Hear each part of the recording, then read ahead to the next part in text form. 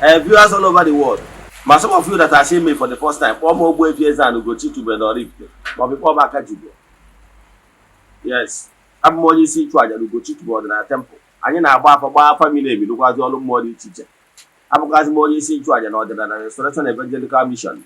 Growing ambassadors on the Libya.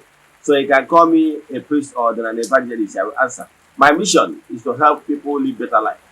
Nobody no go want to so please why you be able Akaliogheri. Yes. Get a Akaliogheri. I say Akaliogheri with negative forces, negative beings. Equal teaching. Those negative beings and what if I achieve when why they are still here on earth.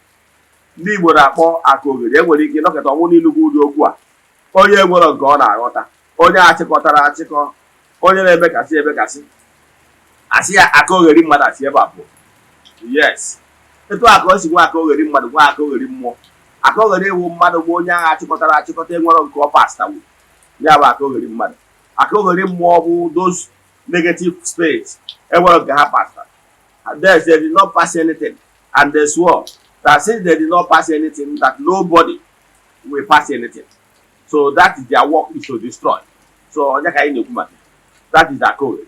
If you pay attention in today's lecture, you will learn more about Akaliogheri. I read a book that Akaliogheri will attract Akaliogheri by your lifestyle. And your lifestyle you can be in which you will Akaliogheri. I can tell you without missing words that Akaliogheri spirit is on your chop. Yes, Akaliogheri spirit is on your chop. I will give him what he wears an Akaliogheri spirit. Before we dive into today's lecture, now still the month of June. Our group rituals, I got to go and go on. It was Tuesday, Makana Monday that was Eze-Ana. Now, here na check Akaliogheri. Sunday so na yabaja, ge wota chikota yabaja. Yes, Sunday so na yabaja, ge wota chikota yabaja. Cheta, na ya na dey show you on the social media. Na group ritual la ini wodi ki so yebo wodi na so to wadu. I am a literature group. We have category 3 years. We have massive testimonies, but I had a issue on social media. Makano draw necessary. About the issue in Agina to one na Sadaka Diano. Yes, chat na WhatsApp 0805 7837672 0813 8243 871. It's one about family name, same number. Now, I can buy you an Kuzajia. Get a guide, Macabia. Akaliogheri spirit ka anyị na-ekwu maka ya na ọ dị avoidable. Anyị na-ekwu na Akaliogheri those dark souls that once live here on earth, but they want to have achieve, and they swore that since they did not achieve anything, that nobody will achieve anything. Akaliogheri bụ ndị na-eme ihe na-aga left ndị aka ekpe. Akaliogheri spirit bụ ndị a enwere nke ha pastara. Ha wee sị na ha ga na-atọ n'ihe niile upside down. So whenever you are living life of turning down, there be life of akebe. There be life with body hisinana. In order to follow natural principles, believe in me, you will attract Akaliogheri spirits. Get a go market. Now Akaliogheri spirits about those spirits, they one of the heart achieve. And they swore that they have no one to achieve. Their work is to always do something negatively. So whenever you are living life of negativity, be sure, it's a sure bet that you will always attract Akaliogheri spirit. So Akaliogheri spirit will on your chop. And when Akaliogheri na agagharị ndị elu ana, enwere ndị Akaliogheri ndị mmiri, ha buru ibu Akaliogheri spirit. Mana the primary purpose bụ they did not achieve anything. They are the negative side of those spirits. Agwakwara gị na mbụ na Chukwu okike kere ihe ọbụla mma na njọ. Enwere mmụọ ọma, nwee mmụọ ọjọọ. This Akaliogheri spirit na-eme operate within the mmụọ ọjọọ level, the dark spirits. So mana onye chọọ. Now, the life ị ga-ezelu ka ị ghara attract Akaliogheri bụ mgbe ọbụla ị na-ebi life towards negativity, towards following things that are not natural. Mgbe ọbụla ị bịa mewe etu a, imego onwe gị onye ilo, the beings from the light region. Ndị na-agagharị na-eme mma na-arụ ọrụ positive wise. So mgbe ọbụla ị bịara ụdị ndụ a, ịbụrụgo onye ilo the spirits from the light region. Therefore, you follow the negative side.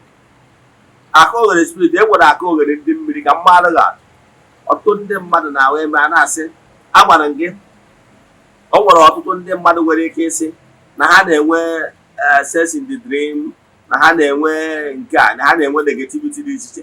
Wee gwakwa gị na ọtụtụ ndị mmadụ enwere ndị na-abụ ha nwegoro sex in the dream ọ na-emebiri ihe.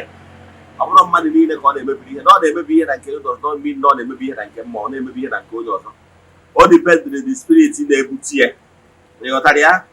Ọ bụrụ iso na ndị ọ na-abụ ọ bụrụ na enwere fevọ mmadụ kwere na nkwa, ma ọ bụ na o nwere ihe ọma na-abịa n'ụzọ gị, ihe ọma abụgo sure bet, mana iri ga ana ndị na nlọ, ma ọ bụ na ị nwere sensị na nlọ otilo ya, ị mara na ya bụ nkwa ahụ ma ọ bụ ihe ọma dị n'ụzọ gị a ga-akọba ya n'akụkọ. Ọ bụrụ na ọ na-eme gị, ka m gwa gị ndị na-eme gị ihe a, ndị na-eme gị ihe a bụ ndị aka ogheri. Ihe iriri ka ike kere gị bụ ndị aka ogheri, ndị mmesa, ndị ntisa. Ịghọtara ya? Now, ana m achọ ịgwa gị na ọ bụrụ ndị agha na-abịa emebiri gị ihe abụrụ ndị mmiri ka na-eme ya. N'ihe ndị dị ka ekere gị bụ ndị aka ogheri, ndị mmiri, na ọ bụrụ na ịbụ onye na-enwe sense in the dream, adị na ọ na-abụ imechaa ya o mebiere gị ihe. Ihe niile ka ekere gị bụ aka ogheri, ndị mmiri ka a ya eme. Mana ana m achọ ịgwa gị na ọ bụrụ ndị mmiri kpọmkwem na-eme gị ya, mana ọ bụ ndị si na aka ogheri. Yes. And nke ọzọ bụ na mgbe ụfọdụ n'ọgụ nwa atara ya, mma agwazi gị ihe ị ga-ezelụ ka ị wee ghara ịdị enweta aka ogheri spirit to you. Ụfọdụ n'ime ụlọ na-akwụkwa na-agwa m Eze-Ana na ya na-alahụ ụla wee fụta onwe ya ebe nwoke ibie na-emeso ya aka dị aṅa, and at the end of the day ya nwee sex in the dream. The same thing ka ụmụ nwaanyị sikwa ekwu nke ha, na ya na-alahụ ụla nwaanyị ibie ebe na-emeso ya aka, before you know it were izie na dream. Ihe niile dị ka ekere gị bụ ndị aka ogheri. And enwere so many things na-akwụsị ya aka ọsọ ya, especially ndị bụ same sex na-abịakwute ha na nlọ. Ịghọtara ya? Ọ bụrụ na ị na-afụta onwe gị ebe ị na-enwe mmekọ with the same sex, ị mara na ndị aka ogheri, maka na ọ dịrọ natural. Then abịazie n'ụwa mmadụ, ọ bụrụ na iso na ndị eriri eri, ndị agbara eji nche ha wee ṅụọ garị, ndị abụrụ ibu nwoke mana ị na-ejekwu nwoke ibe gị, ị nidro ka agwa gị maka na what you are doing is not natural. Yes, Chineke kere ihe niile n'ụwa oke na nwunye. So whenever ọ bụzi nwoke na nwoke, ihe ọ pụtara na unu na-emezi ihe adịrọ natural. O nwere ka ị ga-esi wee justify ya, because even na law go and multiply, unu nwa adịghị against it. So mgbe ọbụla ịbụ onye homo, onye na-akpọ ntu, ị niile ka mmadụ gwa gị na ndị aka ogheri ga na-abịa na-aghasara gị. O merụ n'izu, o mee n'ọnwa, ma ọ bụ na-ebu onye bụ na-ebu nwaanyị na-ejekwu nwaanyị ibe gị, ị niile ka agwa gị. Ọ bụrụ na ọ pụtara n'afa, ị mara na ọ pụtara n'afa, ị mara na mmụọ ka chọrọ ịpịawa gị azụ. Ya mere ha ji aha ya. Ya bụ na aka ogheri, ị ga-ekeriri aka ogheri. Yes, aka ogheri ka ọ bụ, ọ bụrụ good spirit ka ọ bụ. So ihe ọ bụla iji na-eme, o nwere something certain things ọ ga-abụ ị na-eme lifestyle ị ga na-ebi, ọ na-atara gị aka ogheri. Yes, o nwere ike ọ bụrụ na ịdị married man ma ọ bụ na iwe married woman, ị na-apụ, ị mụrụ na mgbe ahụ ị hapụrụ ya partner ị nwere covenant with, ị na-apụ outside, ị na-atara onwe gị aka ogheri. Ị ghọtara ya? Ị na-atara onwe gị aka ogheri. Ofu onye ka m fụrụ one day, ọ na-edivet na-asị that na-edifend, na-asị na o nwere ndị na-edina nwunye mmadụ mana ha na-aga n'iru. Anti, ị ghọtara how things work in creation. Ọ bụrụ ụbọchị ụkwa dara ka ụkwa na-ele, that ọnọdụ ukwu nwere obere change ị nwere now, you are going about doing ihe ọbụla bụ alụ ma ọ bụ na-ejekwa nwunye mmadụ, ndị ka na-afụ obere change, ọdụ ka ị na-aga n'iru does not mean na-etu ọ ga-adịgide. O nwere ndị biri ụdị ndụ na-etu, o nwere ike emechaa bụrụ na iwu nọ na ya finances ka ọ ga-eji chebiri gị. E nwere ndị ọ na-echebiri na their finances, yes. O nwere ndị a na-echebiri na their health. E nwere ndị a na-atụ ọya. O nwere ike ọ bụrụ na ọ tụrụ ọya, o chebiri gị na finances ma o chebiri gị n'ihe ọzọ, ma ọ napụghị gị jide ebube. Yes, ka m gbaziere gị, let me shock you. ọ bụrụ na nwaanyị nọ na di gbawa n'ilo ọ dị emetụ nwaanyị ahụ ozugbo onye ọ na-ebu ụzọ emetụ bụ di ya after di ya ọ bịa na ụmụ ya nyanwa na-abụ onye ikpeazụ yatago most of times ọ na-agba osi na di ya na ọ bụrụ na di ya malụ ghara speak out o nweta di ya from di ya o wee gafee na nwa ya nwoke nyanwa na-abụ the last person a na-destroy. Yes, ọ ka ị mara etu a ka o si adị because na nwaanyị bụ ọta. So gịnị ka m na-ekwu maka ya? Ihe ọbụla bụ ihe ọbụla bụ nsọ ana inyego a rope, inyego a helping hand to Akaliogheri spirit. Ọnya batara ọtụtụ ndị mmadụ nọ na-ata ahụhụ mana ihe Akaliogheri butere ndị mmesa ndị ntisa tozu etu ahụ esi wee bịa n'ụwa mmadụ a kịta agwara gị na enwere Akaliogheri mmadụ nwe Akaliogheri mmụọ. Etu esi bịa n'ụwa kịta nwee ndị bụ ndị mmesa agent of darkness ihe a nọ na ya mmesasị. Yes, etu esi nwee n'ụwa mmadụ nwee ndị bụ the enemy of progress ife a nọ na ya bụ iwetara mmadụ nsogbu ha dị achịkọta ọnụ ihe a nọ na ya bụ let all of us go down. Ịma na o nwere ndị life hard like this. If you cannot get it, nobody can get. Ị nụtara akụkọ Felix Ndukwe ka ọ lara n'egwu o tiri wee sị na o nwere ofu okorobịa na nwa agbọghọbịa na-adị mma oyi ka ha bụ na-aba ihe a mere na aba o nwunye egwu mgbe ahụ I think 1988 or 89 ihe a mere o wee bụrụ na nwoke na nwaanyị na-adị na mma emesịa nke nwoke wee sifuo edirisin na ọ ma anụzi nke nwaanyị anya na ya ube enyi o mesịa wee na village wee nye n'ụwa nwaanyị ọzọ mgbe nwaanyị ya nwa fọmadụ enyi ya nwaanyị anya na ya nọ n'Aba rụrụ ọnụgo nwaanyị o wee sị ya sorry ya biko na onwezi ka o si wee dị na ya adụgo nwaanyị mana na nsogbu adịrọ na ya ga-akọmpaseti ya nke nwaanyị enyi ya nwaanyị a nọ n'Aba na-eme keeki na-eme ụmụ ihe bridal of a day o wee sị oke na ihe mere n'ụbọchị anyị na nwunye ya agba akwụkwọ n'Aba na ya ga-enye kọntraktị ihe gbasara ime keeki na ihe ndị ọzọ a eri eri ka nwoke nke nwaanyị wee sị ya no problem na nsogbu adịrọ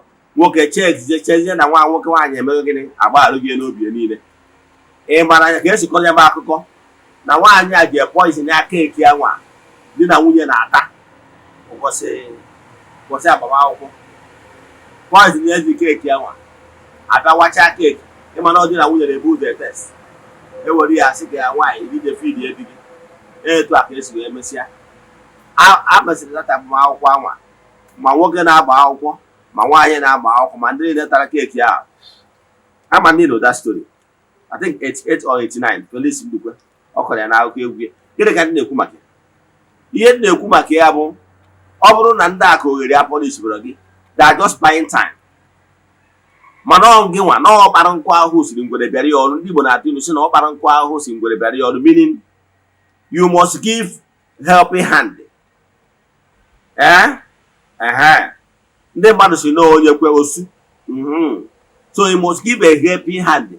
Mgbe ahụ ị nyere helping hand iselgo ya birthright. So those Akaliogheri cannot attack you for no reason. You must attract them. You must give them a way to attack you. That is how it works. So gịnị ka m na-eme ekwu ọ bụrụ na ị chọrọ ka ndị Akaliogheri na-aghasara gị ihe ị ga-ebido na ya bụ avoid those things that attract them. Because na ndị Akaliogheri ga-aghasara gị ihe niile ihe iji dị ebube. Ha nwere ike ịghasara mmadụ ejiri, ha nwere ike ịghasara biznes gị, ha nwere ike ibutere gị ọrịa. Ọhịa a chọrọ ime ka edebe gị n'ọnọdụ eji ana ọnya ka m na-ekwu maka ya. So mee ihe ọbụla ị kwesịrị ime ka ị gbanarị ihe ọbụla ga-ebute Akaliogheri maka na Akaliogheri na-ebute aka ntichasị. A na-alụ ka elefant a na-eri ka ọkụkọ. And Akaliogheri ọ bụrụ na ị dọrọ kia ịfụ na ị ga-akọntinu na-arụ ọrụ Akaliogheri o mechakwa ọpụtakwa n'afa gị maka na ị na-ebi ndụ ka ezi. Ọ bụrụ na awụcha ha ahụ ijekwaje gwọpụta onwe gị. Know the type of people you are keeping as friends. Yes, the type of people you are keeping as friends will destroy your future by continuously attracting Akaliogheri spirit. Ọnya ga na-eme ịlụpụ ọrụ Akaliogheri ọ metakwa aka ịlụkwa ya ọzọ ọ pụtakwa again because of the type of friends you keep as friends. Yes, so know the type of friends you keep ndị agịda ha na-adị na mma, kedu alụ ha na-ada atụ ịba, kedu ife ha na-eweta na ndụ gị, kedu ụdị sọpọtụ ha na-enye gị, ọ ndị bụ ndị ntụ ụgba ṅụọ mmanya n'ụlọ elu ha wurume. Ka anyị kwụsị ebe a, mana mee ihe ọbụla ị kwesịrị ime ka ị avoid Akaliogheri spirit, maka na ha bụ ndị ntisa, ha bụ ndị mmesa. Ka m kwụsị ebe a. Ị nwee ajụjụ na nkụzi a ma ọ bụ dị chọọ ka agbara gị afa miri emi, chat me on WhatsApp 08057837672 ma ọ bụ 08138243871. na ya na skrin gị ga-afụ nọmba m kpọrọ. N'aha Chukwu Okike nke pụrụ ime ihe niile, ekwu m okwu ngọzi n'isi ndị niile sonyela ya all over the world. A sị nke ọma ka meela ụnụ, a sị na ụnụ ga-adị ka echi, maka na echi adị agwụ agwụ. Ka emesịa.